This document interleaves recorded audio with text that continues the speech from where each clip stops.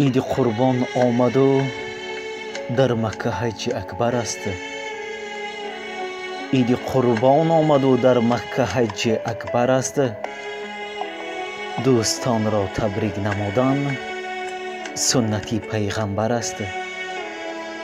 مبارک مبارک ای برادر عید قربان، خدا رزق تو را سازد فراوان.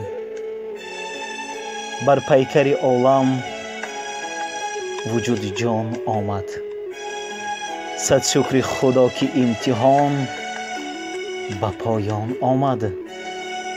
از لطف خداوند خلیل الرحمن یک عید بزرگ به نام قربان آمد.